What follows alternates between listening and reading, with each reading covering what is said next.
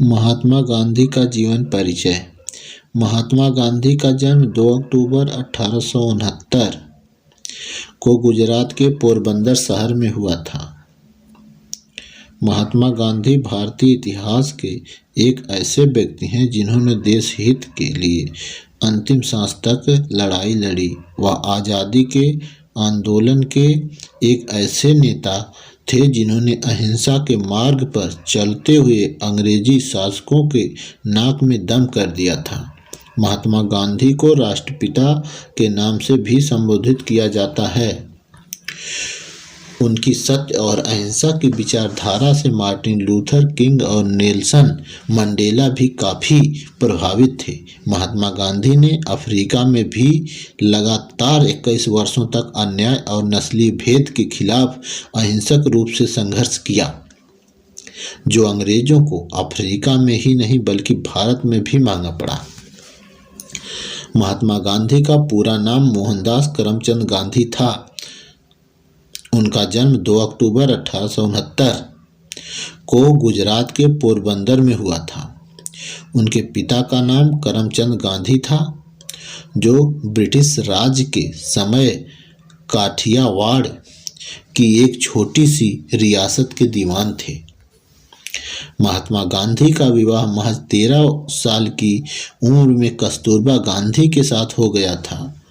विवाह के 2 साल बाद गांधी जी के पिता का निधन हो गया और पिता की मृत्यु के ठीक 1 साल बाद उनकी पहली संतान हुई।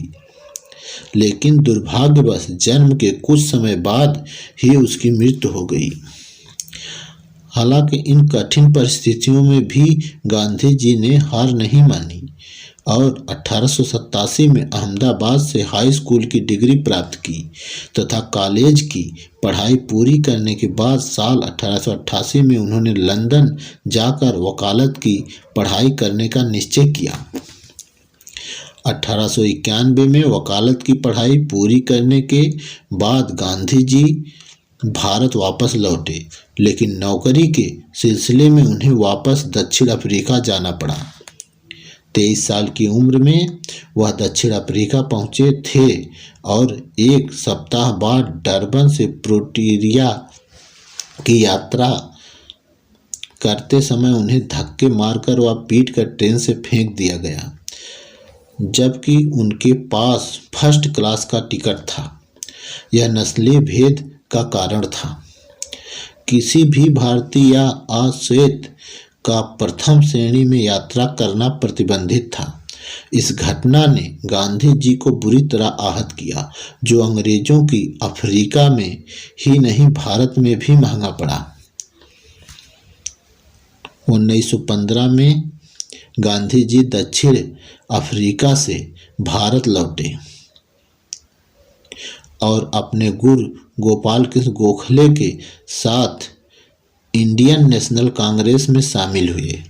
इस दौरान भारत गुलामी की जंजीरों से जकड़ा हुआ था और किसी एक ऐसे व्यक्ति की आवश्यकता थी जो स्वतंत्रता आंदोलन को एक नई दिशा दे सके।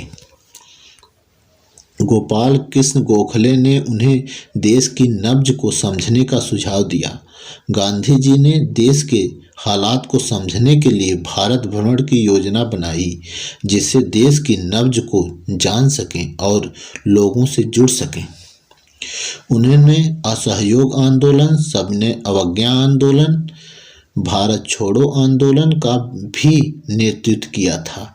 देश की स्वतंत्रता में गांधी जी के योगदान को शब्दों में नहीं मापा जा सकता।